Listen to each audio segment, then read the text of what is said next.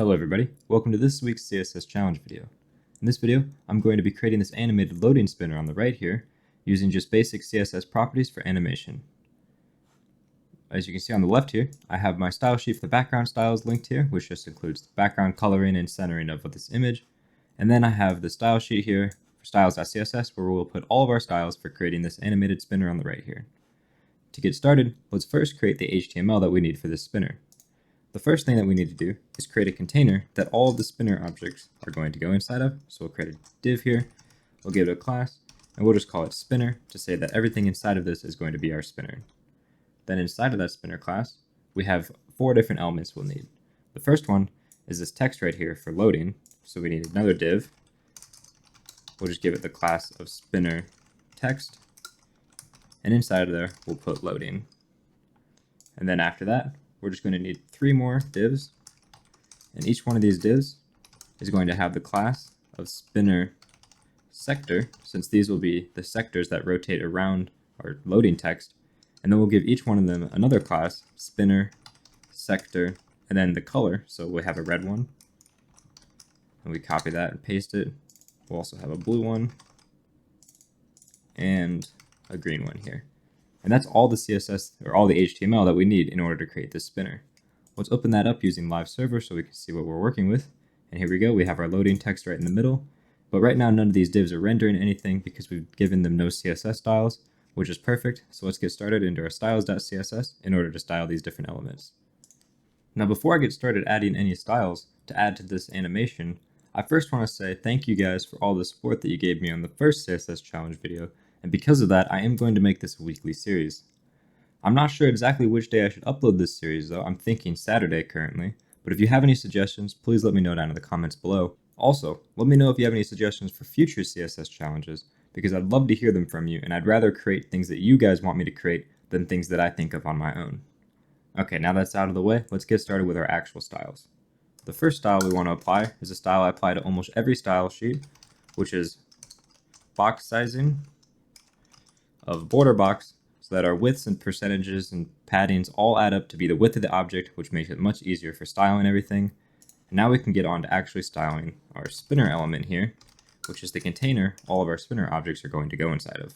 The first thing we want to do is make it so the text of our loading is going to be dead center inside of our spinner. So we'll make our spinner display flex, since flexbox makes it easy to align things. We'll give our justify content of center and align items center in order to center our text vertically and horizontally. And then we need to give a width and a height to our spinner so that our spinner knows how large to be. So we're just going to use a width of 300 pixels and a height here also of 300 pixels, so it's a perfectly round circle. And then lastly, we want to set position relative onto our spinner, since we are going to be absolutely positioning our spinner segments inside of our spinner. Now, let's go on to styling the actual sectors of our spinner. We'll use the spinner sector class that we added to all of our different spinners in order to style these. The first thing that we want to do is, since we want to use a circle, we need to use a border radius of 50%, which will make our object completely circular as opposed to a rectangle. Next, we'll need to position our object absolutely, so that way we can position it inside of our spinner object and have it rotate around our spinner object. Next, let's make our width and our height 100% so that this object will fill the entire space of our spinner currently. And to see this, let's just add a background color here. Background color. And we'll just make it red. And if we save that, you'll see that we now have a red circle, which is perfect. But we want this circle to only be a portion of the circle, as well as only a segment of it. We only want a small thin band around the circle and only a segment of it for each of our sectors. In order to do that, we'll use borders around our element. So let's go in here and let's add a border to the top only, and we'll give it 15 pixels, solid border, and we'll make it blue so that it stands out from the red that we have right now. And as you see, we have this moon-shaped border around our object, but we don't want this moon-shaped, we want it to be hard edges on the sides. So in order to fake this, what we're going to do is we're going to use a transparent border around the rest of the edges. So if we go here and put border, we're going to make it 15 pixels as well. We're going to make it solid, and we're going to make it transparent.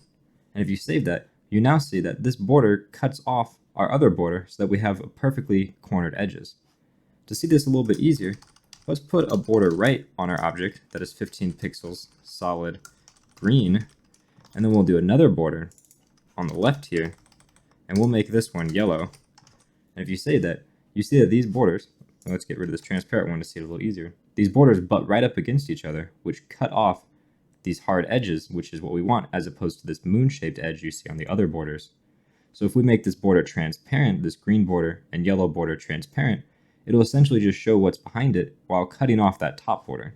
So that's why we had this border 15 pixels transparent here to give these hard edges, and we can remove these other borders since we don't actually need them.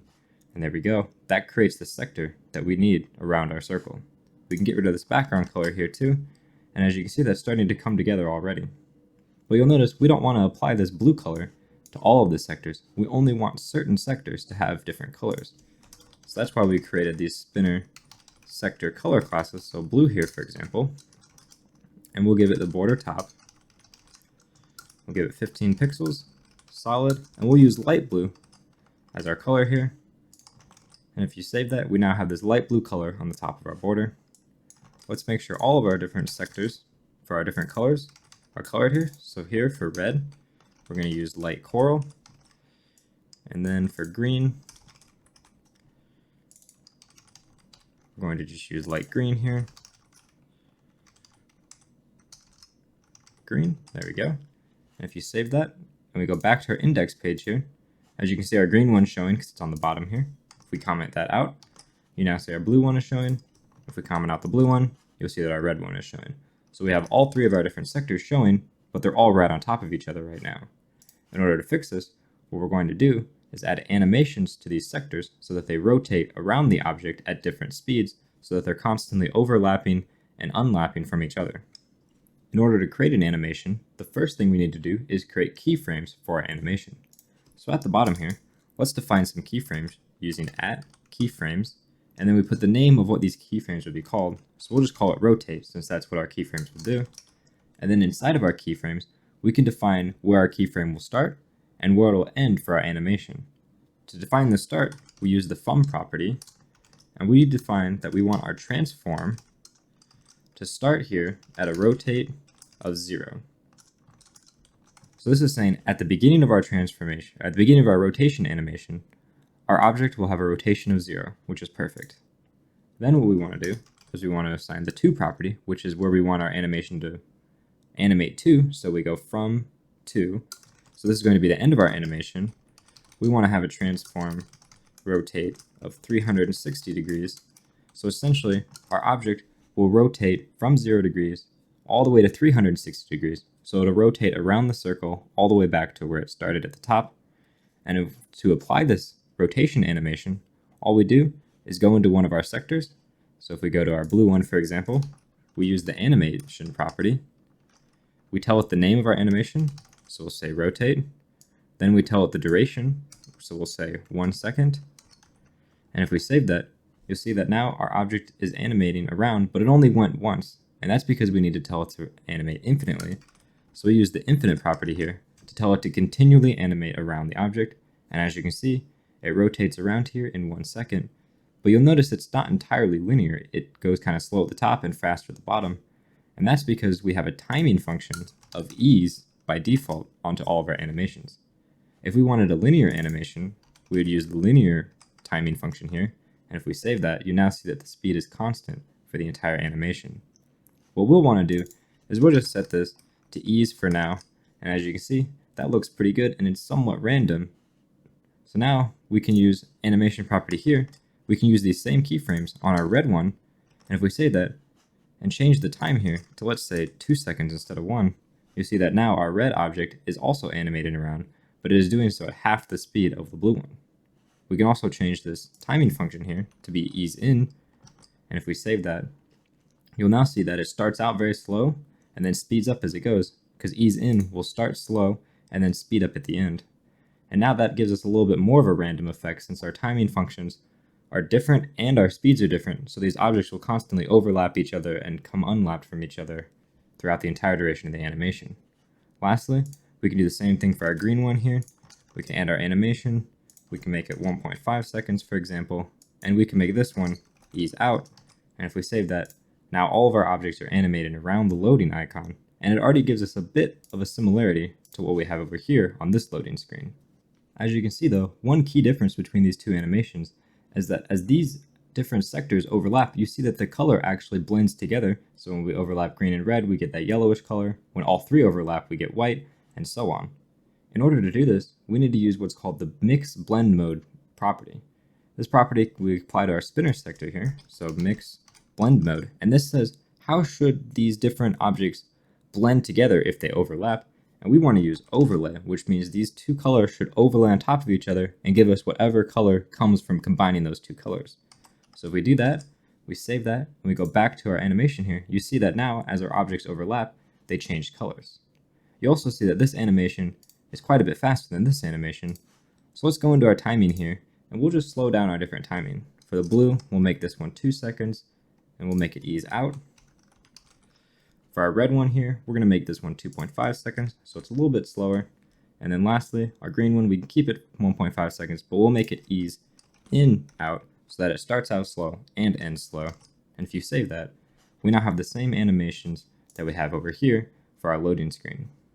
The only thing left for us to do is to add the animation for our actual text inside of here so that it fades in and out slowly, as well as to increase the size of our text.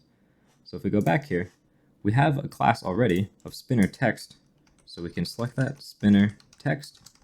We'll just increase the font size here to 2EM. If we save that, you now see that our font has grown quite a bit, but we also need to add a new keyframe for this to change the opacity of this so that it fades in and out. In order to do that, let's scroll down here, add another keyframes property. We'll call this one loading opacity. It's to say that this is going to be our loading text opacity value. And here we used from and to, but if you need more fine-grained control over your animation, such as what do you do in the middle of your animation, what do you do halfway through, like in the quarter way through your animation, you can use percentages.